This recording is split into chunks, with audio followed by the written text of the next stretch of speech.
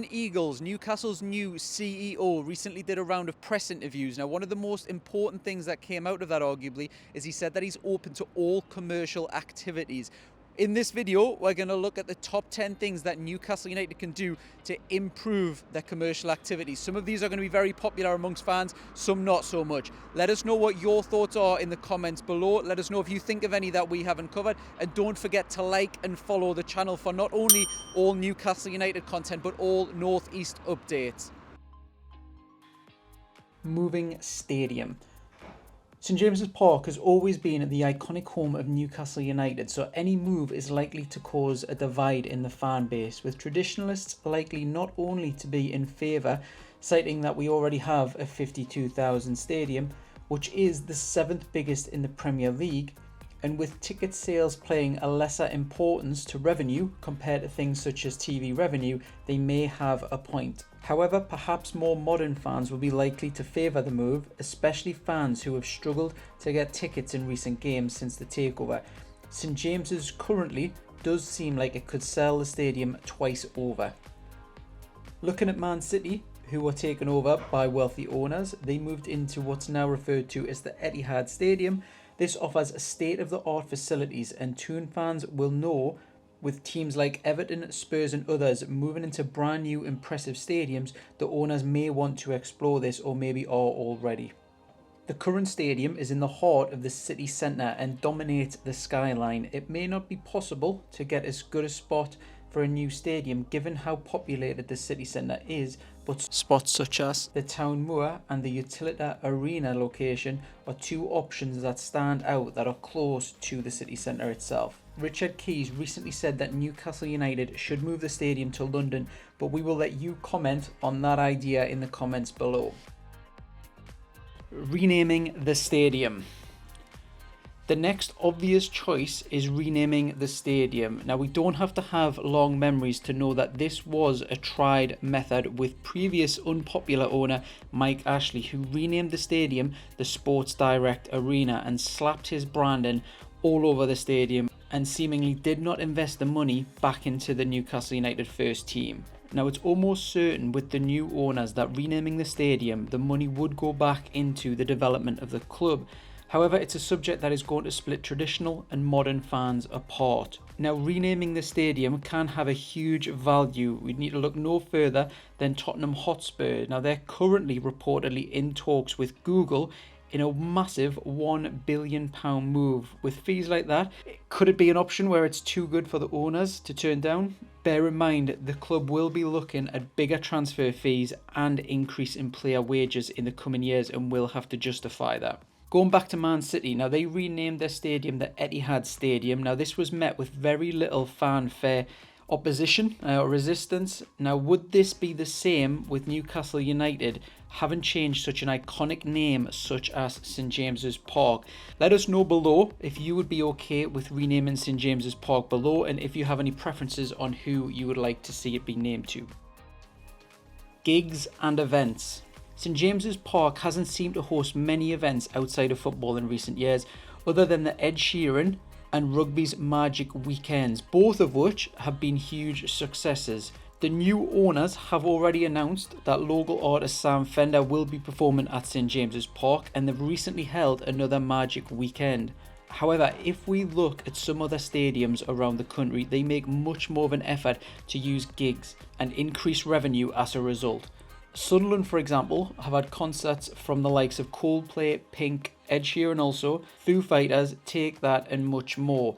If we look at Tottenham Stadium, they've held performances from Lady Gaga, Guns N' Roses, have an upcoming Fury vs Chisora fight, and they have held NFL games previously also. Now, these are all huge money makers for the stadiums that historically Newcastle previous owners have not really fully explored. Now, there will be a section of Newcastle United fans where NFL games will not appeal to after seeing some of the pictures from other stadiums, seeing the state of pitches after these games. However, the club will have to bring additional revenue one way or another to satisfy financial fair play and to spend big sums going forward.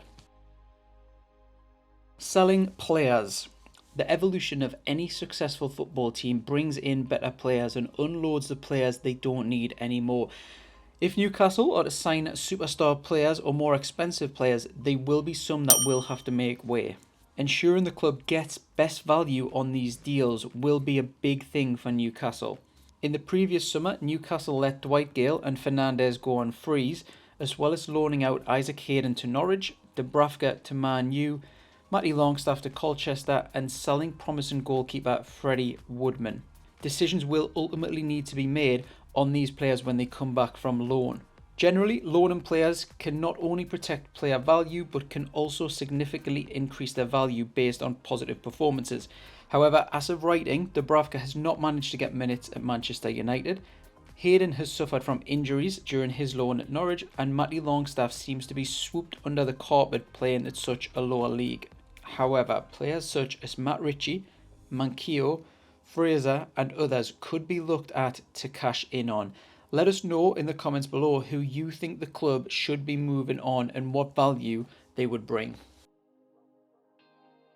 Increased fan base.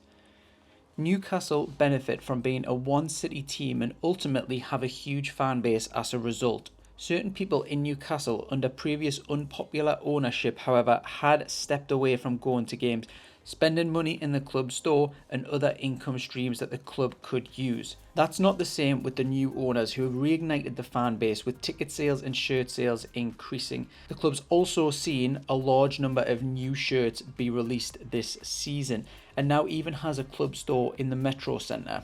However, with the Premier League now, it's a big global world out there, and the big clubs already recognise this and have huge fan bases all around the world, and therefore have income coming from lots of other countries. Now, Newcastle will have already benefited from global PR, which came as a result of the Newcastle takeover, and the club will need to increase this even more. The club have already had trips to Saudi Arabia and already have more planned in.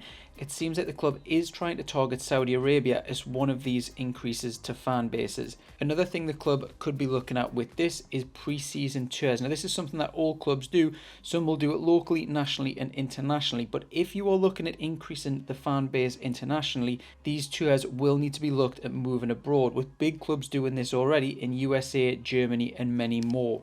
Success on the pitch will also increase the global fan base, which we know historically big clubs and winning teams get more of a global fan base. Just look at Manchester United, Liverpool and others. Increased ticket prices. With better players and therefore providing a better entertainment product for fans for their ticket value, the club could be justified in increasing ticket prices. However, with the cost of living crisis, it means lots of people in the northeast are struggling. Any increase in price could ultimately price out some fans from attending games, either themselves or for the whole family unit. According to Bloomberg UK, Newcastle sit currently 10th in the Premier League season ticket prices, below all the big six clubs. But again, if the club are looking to compete with the top 4 and top 6 teams, they may need this additional income. There is no doubt, given the current demand on tickets outweighing supply, that the club could put prices up and still sell St James's Park at full capacity. Newcastle fans, we want to know from you if a ticket increase is expected now, given the increase in player quality, and how much more, if so, you'd be willing to pay. Increased matchday spend. Football matches are now fast becoming a more and more inclusive arena, with a huge increase in women and family attending games in recent years. A huge amount of money is spent amongst matchgoers before, after and during games. Now, Newcastle upon Tyne has the record for most pubs within a half-mile radius from the stadium when you compare that with other Premier League clubs. In fact, Newcastle has 108 pubs compared to second place Chelsea, which has only 22. Taking advantage of this and getting Newcastle fans in earlier or giving them a different offering. Now, knowing the demand for alcohol for Newcastle fans, much like sports fans before matches, the club could look to cash in on this. Having a fan zone, for example, by the club would cash in on this pre-match spend and also offer a great fan experience. Now, the club could go down either the family-friendly route, providing entertainment, or could go down the adult route and provide a beer tent style fan zone. Now, during games, Newcastle have very limited options on for sale for fans compared to the likes of Spurs, which offers 60 outlets from fish and chip shops, bars, pizza shops, coffee shops, noodle bars, and much more. Admittedly, Newcastle may need to improve stadium facilities, but the current offering of pie, pints, and chocolate bars can definitely be improved upon. League position. The success of the club will also bring increased revenue.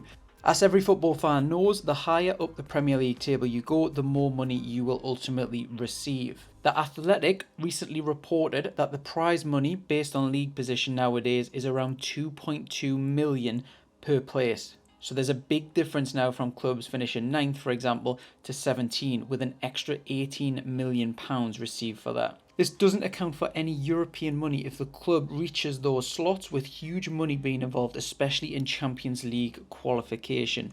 As of recording, the club are currently 4th in the Premier League, and with clubs such as Liverpool, Chelsea and Manchester United having bad starts, it does leave the door open for Newcastle to sneak through this season. Let us know in the comments below where you expect Newcastle United to finish at the end of the season. Increased TV coverage. As stated on the Premier League official website, the distribution of broadcast rights are split 50-25-25. That equates to 50% divided equally to all clubs, 25% on a merit basis determined by league position, and a further 25% distributed as a facilities fee for televised games. That's a huge 25% to play for and plays a huge boost to clubs given the amount of money involved. Broadcasters will always want exciting games with big teams and big players involved. Newcastle currently offer a hugely attractive option for broadcasters, from not only having a huge fan base, which means they're guaranteed big numbers tuning in, but not just that, we have war flags presenting huge displays every home game and fans bouncing at St James's Park due to the success of the team. It makes not only a visually attractive match for neutrals, but also an amazing atmosphere for those tuning in, which the broadcasters will be aware of. From a footballing perspective, under Eddie Howe, Newcastle are now playing exciting attacking football, where it could be argued that under both previous managers of Steve Bruce and Rafa Benitez, it was very defensive and boring football at times. This gives another incentive for Sky and BT to choose Newcastle games and ultimately increase the club's income, which in turn allows the club to spend even more on improving the team. Shirt sponsor.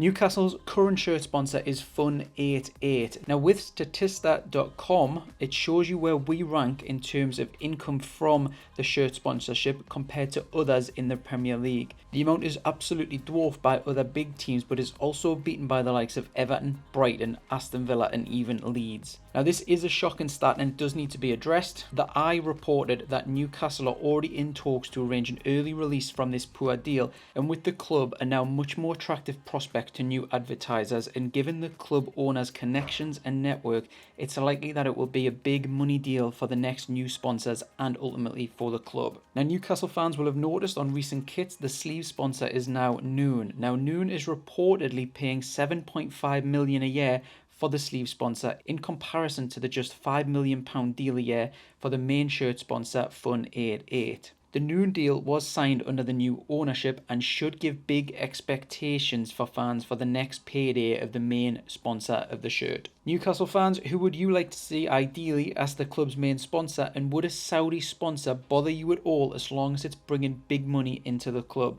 Let us know your thoughts below, and don't forget to follow our brand new channel, not only for Newcastle United content but all North East updates, and let us know if you can think of anything that we missed below.